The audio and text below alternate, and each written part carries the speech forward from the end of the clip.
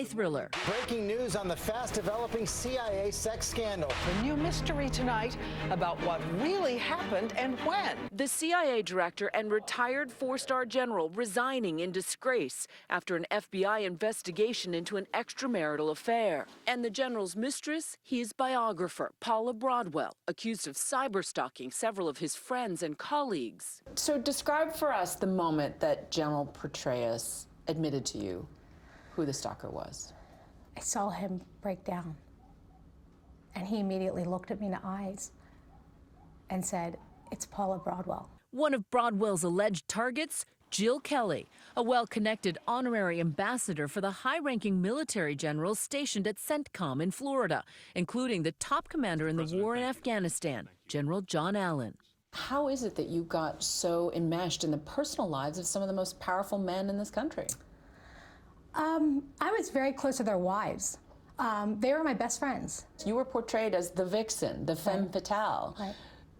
Set the record straight. Did you have a romantic relationship with General Petraeus? No. Did you ever have an affair with General Allen? Never had an affair with anybody in my life.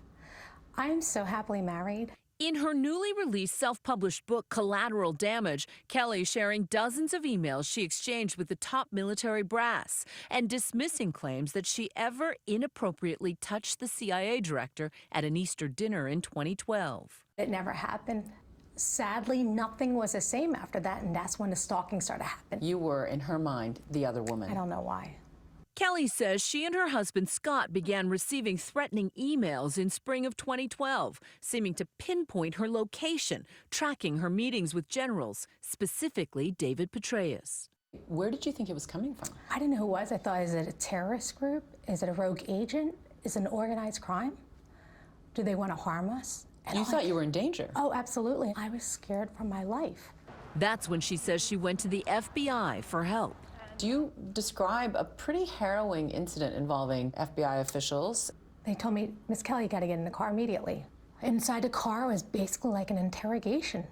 They were trying to make me say I had an affair with General Allen, General Petraeus, and I said to them, "This is outrageous." You triggered an investigation that essentially brought down two of the country's top generals. What was your reaction? General Petraeus didn't know that his stalker was his mistress. General Allen didn't know General Petraeus was having an affair. I didn't know he was having an affair. I found out when the whole world found out. Did you feel betrayed? I actually feel sorry for David. In his defense, he was in a difficult situation. He had a very unhappy ex-girlfriend and the most amazing job in the world, and friends who are now being stalked. If you could send a message to Paula Broadwell, what would you say? I really have nothing to say to her. I wish she never sent those emails. I just hope she's in a better place today. Now, Paula Broadwell was never charged, and she didn't respond to our request for comment. General Petraeus had no comment, and neither did General Allen, who was never accused of any wrongdoing, we should point out. And the FBI has previously denied Kelly's claims of an SUV interrogation. Now, all this said, Kelly is adamant that she is finally breaking her silence after years of not commenting herself to combat what she says is abuse of private information in the hands of public officials for political gain. Now, Kelly is very passionate about her fight to protect the privacy rights of all citizens. There's a lot going on. Yeah. It's a big scandal. But she seemed very candid with you. Yeah. She was. She told what her version of the truth was, absolutely. All right. Her version, her version Well of the said. truth. Her version of truth. I like how you said that. Thank you, Choo-Choo. Now to those sizzling moments, Dancing with the Stars, Latin night. Ginger and Val rock the samba. They're standing by. They're going to join us live. Just, oh, you're stretching there. We caught you. We caught you there. But first, the booted couple. Jesse is here with the hottest moments of the night. Jesse. That's right, Rob. You know, the heat was on in the ballroom for the second week of competition as we watched the dancers salsa and samba their way up the leaderboard. But one couple had to say adios. Take a look at some of last night's standouts. A meltdown. Oh yeah, I'm in trouble. An injury. Vladimir, hi, it's Donald. And Donald Trump. And that was only the first 5 minutes. Dancing with the Stars serving sizzling performances during Latin night. An evening filled with twists and turns.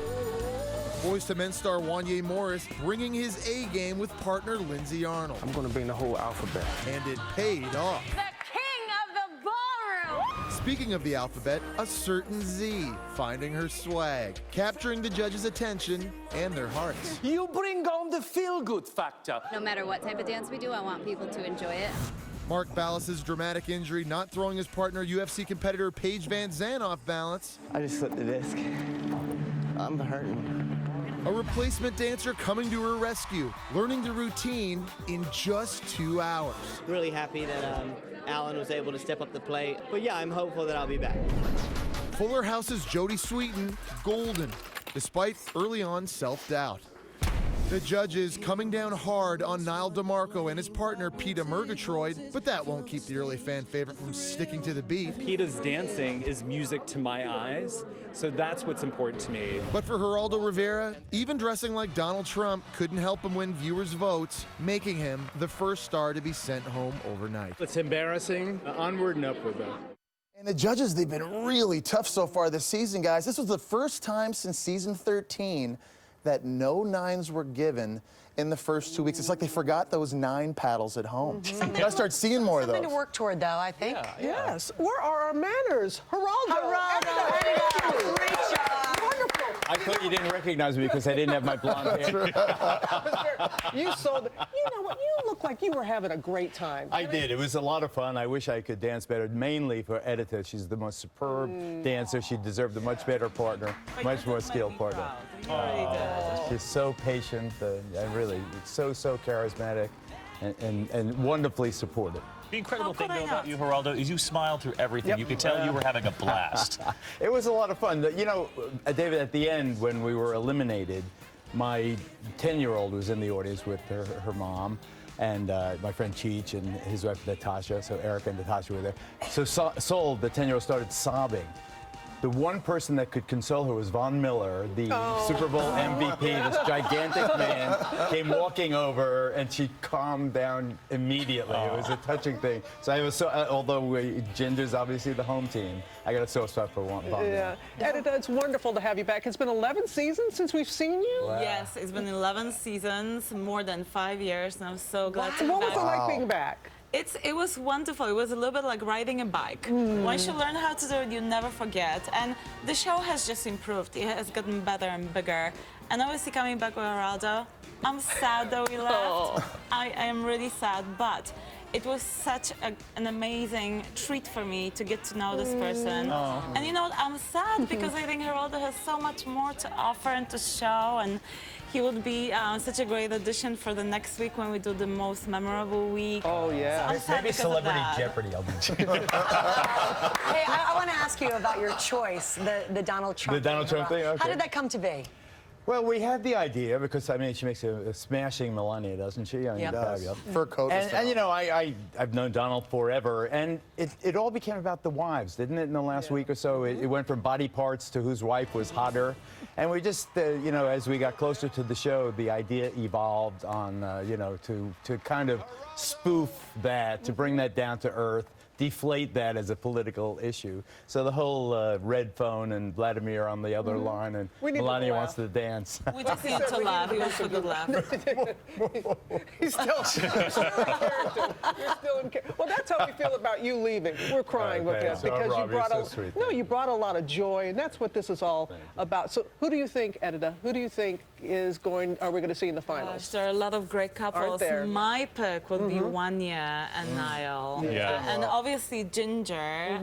I'm rooting for her as a fellow mom. She's wonderful. But Wjla and Niall are doing such a wonderful job. It's tough to not support them. The buzz for Niall in that crowd was pretty intense. I mean, that's an incredible story. He's amazing. Yeah. I don't know how he does it. I don't know how he do it with, you know, a knee replacement and a bad foot, but at least I could hear the music. So if I had 2 good feet, it wouldn't have made much difference. With Paige Van Zandt, too, this is a really good cast. You can see this going right down to the wire. Such a great night last night, and poor Mark. She'll kick you in the head if she... Well, thank you both. We're going to bring in Ginger and Val. They're up early. They did a great job again last night. So, you know, we've been joking, guys, about you keeping us up by being the last dancers out there. How is it for you, Ginger, when you have to wait until the end to get on the dance floor?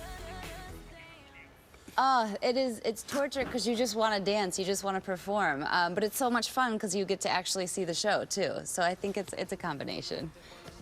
But doesn't your heart start racing as you're just waiting for your moment to be out there? And Ginger, we've all tried to pass you that yellow flower. We know what that's like. Yeah, no, my heart was fine. I actually enjoyed it. Like, the room is so full of energy. I like forgot that we were starting almost because people are cheering for you and they're clapping. And we had such a good crowd last night. I'm watching the dance right now. I don't know what Editor's talking about. And Val, are you helping Ginger get her mojo back? She was talking yesterday about the fact of being a new mom and being married. You know, you're great, Ginger. I don't know what you're talking about. But she said she didn't have that sass. So you're helping her get it back, Val? She's got it. She's got it. First of all, we officially retired the word swag last night on Dancing with the Stars. And secondly, she certainly has it. You know, we're talking about confidence, and I love that about Ginger. It's just, it's an unusual kind of platform to be in a sparkly dress in front of millions of people on a Monday night. So just in terms of her confidence in this realm, it's important for her to believe in herself and know that she looks beautiful. And if I couldn't have a better mojo instructor than this guy. And Ginger, do you feel like now, because there's already been the first elimination, is it more of a relief for you now, or is the pressure even that much greater? The pressure just keeps growing because at the end of the day, it is a competition. But I think that we're both having such a great time. We just want to do this for as long as we possibly can because I'm enjoying every performance. And every time we rehearse, we're actually having a wonderful time. So how are things looking for next week, Jen? Are you already getting into it? What's the dance? What's the dance? Yeah. Yeah, so it's most memorable year, and it's gonna be really different than anything we've done already. And he's gonna. Let's just say we both have bruises already. She thinks she's still on GMA. She's doing the tease. She's making us watch. Val, I can see Val. He's got something cooking. He's cooking up something for next week. Hey, guys, thank you so much. You're up late, then up early again with us this morning. We're watching, cheering you on. So happy for you. And you can see Ginger, Val, and all the competition on Dancing with the Stars Monday night, 8, 7 Central, right here on ABC. But now, let's get it out to Rob. Hey, Robin, I know that Ginger has no time to enjoy the beaches of Southern California. This is not Baywatch, this is Times Square Watch, and we have David Hasselhoff in case we need some life-saving going on. All right, we've got some storms that are rolling across the midsection of the country. Severe weather threat tomorrow. Broad brush across the Central Plains and then getting into the Gulf Coast by Thursday into 8 o'clock, and cooler and windy here across the Northeast. That's a quick check of your national outlook. Here now is your local forecast. Good morning, Washington. Seasonable temperatures around today with highs in the upper 50s to lower 60s. Lots of sunshine. It's going to be breezy again, but not nearly as gusty as what we saw yesterday. Overnight tonight is going to be clear and chilly. Temperatures near freezing in our northwestern suburbs, but around the middle 30s, I think, downtown. Tomorrow, mostly sunny, calmer conditions with our high around 63 degrees. Temperatures will warm up to around 70 for Thursday and Friday, but with a chance of rain, much cooler this weekend. All right, Case pop bombs, which it won't. I'll bring this in for you. Oh my God. Never bombs. No pressure. Never bombs. All right, thanks, Rob. Well, let's give it a shot. Harrison Ford is giving one lucky fan the clothing off his back, all to raise money for a great cause so near and dear to his heart. The actor auctioning off the leather jacket he wears as Han Solo in the new Star Wars movie on only.com. Proceeds supporting New York University's Langone Medical Center, where his daughter received treatment for epilepsy. Ford's so grateful that Georgia is now thriving, and so is this auction, bidding currently $30,000 again for a great cause. And finally, look, Mom, I got my first base hit. Check it out. There is joy to be found in any of life's little moments. Just ruminate on that, everybody, and we'll be right back. Everyone's tweeting about their new favorite comedy, except this one guy. What? One guy. You don't like a good musical theater?